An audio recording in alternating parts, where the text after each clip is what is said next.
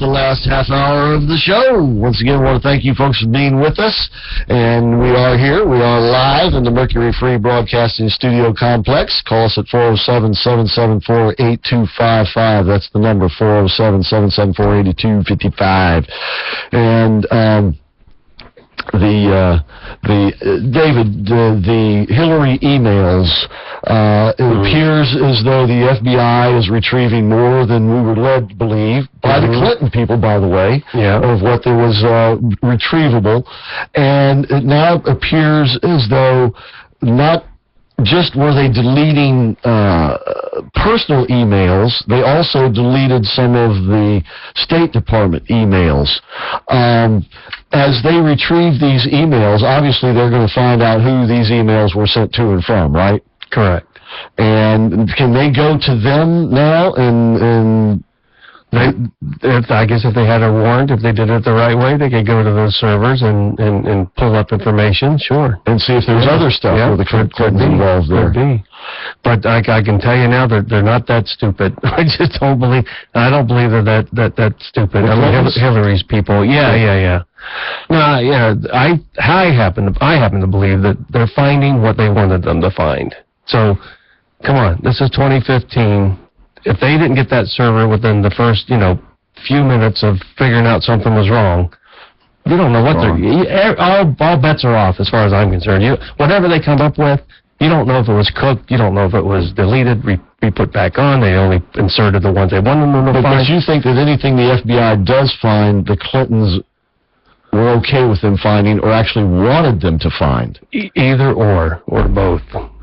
And well, this would play in with Bill Clinton coming out, and Hillary herself. We were talking about it, right, Chris? Part of the vast right-wing cabal. I mean, I happen to believe that at the utmost highest possibility, that's what it is. Well, like I said, it would make political sense. You sort of set up the other side. They think there's a big scandal there, and at the end of the day, there's really nothing there.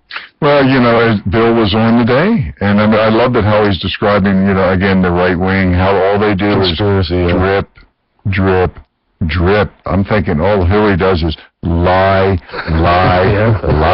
But I mean, I love how he explained it. He just extended the wording out, drip, and they're going to just try to destroy her, but we all know this didn't happen. And she's going to come out like a princess at the end of it, because, see, all those crazy conservatives, look at them, Right, yeah. Well, there certainly is the danger of that, and they're not political novices. But don't you think that the public they're getting her act so much? I mean, how could you just convert it right back and go, okay, she's not a liar, she's not this. She's a thief. I mean, come on. The lady's a thief, I mean, look at what happens in the foundation. Most foundations should pay out about 80 to 90% of what they raise. Right. Look at how much money is. They were talking about, I think it was like 10 to 12% or something they gave out, even if it was 30%. Not good enough.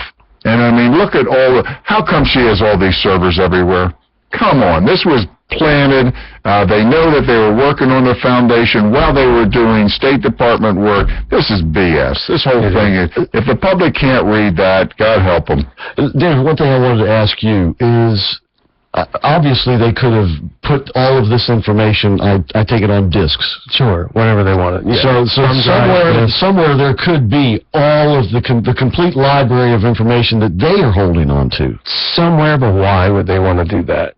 Well, why did Nixon want to hold on to his tapes, I guess? Right. Well, I mean, if you're a liar, you kind of want to know what you've been lying about along the way. True. Maybe she might have sex tapes. Hey. Nobody wants to see those. We'll send them a tape. Get rid of them quick, I know. You see everybody throwing up their spaghetti. that is a place where we don't want to go. Red card. Yeah, absolutely. Bill Clinton.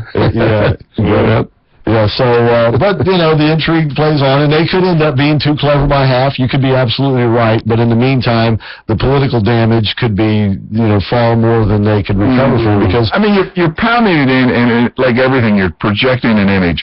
How do you change the image overnight? I don't think you can change it. I mean, it's working, and that's why I say, even like as foolish as maybe bumper stickers are, it keeps pounding the person's image in. It keeps pounding them in. So I think even if somebody believes she's innocent, which I can't believe anybody would, and if it's trying to be proved. I just don't think the public will buy it. She's guilty. You had some bumper stickers there too last night. I did. And there was only a couple of those left at the end of the night. I noticed. Yeah. That's great. Yeah, so a lot of people were taking your bumper stickers as well. But you know, Hillary's believers are always going to believe, though. Well, that's one reason why I say politics. Hardcore will. Well, yeah, but that's one reason why I say politics is about professional wrestling. I was talking this afternoon with my pastor, Pastor Pete. Pastor Peter, yesterday was his birthday, and so... I thought you meant Pete here. Happy birthday, Pastor. Happy belated birthday to him. But we were talking, and Pastor Pete is a psychologist as well, and he was a counselor, and he was talking about human beings are emotional creatures. And then we use the intellect to help us sort of control our emotions and help us, be social creatures, if you will. But at the end of the day, we are emotional beings, and that comes into play. And like I say, this is why I say politics is like professional wrestling. You get emotionally attached to your champion, and you don't care at that point what your champion does or says, or because you rationalize that emotional feeling with, that's what they have to do to be my champion, you see? That's right. So a lot of Democrats, the hardcore, as you call them, see Hillary and say, that's what she has to do to survive in this man's political world. And so they give her a total, pass on the whole thing. But that's why I say, in a way, their campaign strategy is sort of ingenious, because almost at every turn, they are trying to make her out to be the champion of the poor, the downtrodden, the women who don't get paid enough, the blacks, the whoever, the Hispanics. And if they can create in that voter's mind that she is the champion, and look what she has to go through for you, it actually makes them more committed to her. Mm-hmm. So in a way, it's kind of ingenious what they're doing. Yeah, but it's party over country. I mean, it just makes me sick. It absolutely is. It should always be country first, party second, third, or fourth. And that's why I think in this particular political season, although that will be effective to a degree, I don't think it would be as effective as if it would have happened just 4 years ago. I do not think, because of the dissatisfaction throughout the land with the establishments of both parties. That's right. Not just the Republicans with the Republican Party, but Democrats with the Democrat Party, too. It's not as much as with the Republicans, but it's there. And that's you can see it with Bernie Sanders. You can. Oh, yeah. I mean, come on. The socialist and the popularity this guy has is unbelievable to me. But his popularity, it comes from some of the same qualities as Trump, if you will, and that is the fact that he's comfortable in his own skin. He's proud of who he is, and he's authentic. He's genuine, and if you don't like it, that's okay. But he's going to be his man. Even though he's an insider, he's so weird. He's definitely an outsider. This guy is so off the wall. Every time I hear him speak, I'm thinking, does anybody really believe this guy? This is the most insane. If you have any economic background at all, everything he says is a farce, But yeah, absolutely right. Absolutely right. I see we have Diane on the line. Diane, thank you for calling, and thank you for being there last night. It was a real treat, and thank you for the book you gave me. Oh, you're welcome. I've been holding on to it for a while. Well, it was an amazing evening. Thank you so very much. And I want to thank Rachel Cohen. I love her so much. It was a real treat meeting her. Oh, isn't she? I tell you what, she's just a delight. And she had to go to Washington, D.C. tonight, but she's going to be back in town next week, and we're going to get her back into the studio here and be a part of the show. That's what she said. I love her. She's amazing. Yeah, that little fork, though. That was great. She really didn't want to do it. But she was a sport. I tell you what, she was a good sport, and she said she would do it, and she showed up and she did it. And I tell you, just all of them. I mean, you had the really serious competitors. You had Rachel, and you had Chris Kassler, but it just made for a great event. And, I felt real bad for Reggie. I mean, he looked so down from the very beginning. The poor guy. No, he's never down. He's doing fine. But no, he got smoked though. He did. But it was an awesome time, and everybody had a great time, and it was thrilling. the highlight of my evening was seeing Larry. Yeah, a fellow by the name of Larry Adams showed up for a while. Yeah, it was great to see him. The rumor was Nostradamus was in the crowd somewhere too. Yeah, he was. I saw Nostradamus. I didn't think I was supposed to mention that, but you can. No, well, he wasn't there. There, who? but yeah, it's just so good to be with you guys. It is, and we'll be trying to do that sort of thing on a more regular basis, but it was a whole lot of fun, and we're going to put another one together, so yeah, we'll be doing that again. And as far as McCarthy goes, yeah, I tell you, it's once again, in another day, in another era, he would be a fine Speaker of the House, but he's not what we need right now. He is totally not what we need. Because he's a Boehner guy. No, and not just that, but it's the lies. It's the dishonesty, the disingenuousness that we're getting from him, and we're getting from Boehner.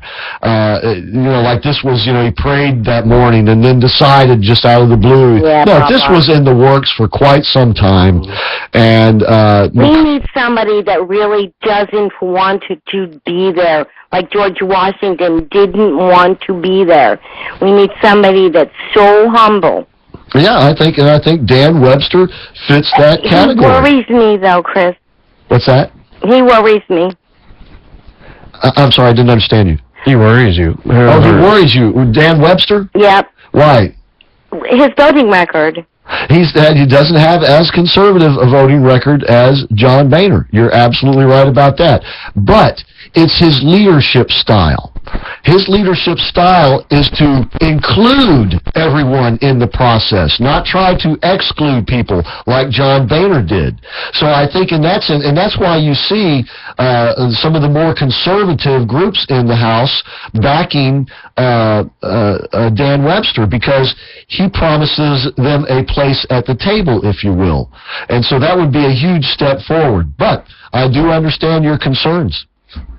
Well, it's going to be a prayerful deal, I'll tell you that. Yeah, but that's one thing we need to be doing is definitely praying real hard that the right speaker does emerge out of this.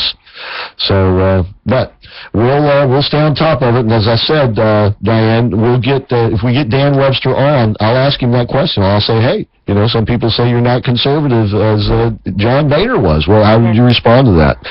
And Glenn Beck's going to try and get him on. Yeah, that's right. Mm-hmm. So, well, we'll see. If anybody can draw him out, he can. You're right about that. But he is a bona fide candidate. But you can tell the mainstream media is just writing him off because they want Kevin McCarthy in there.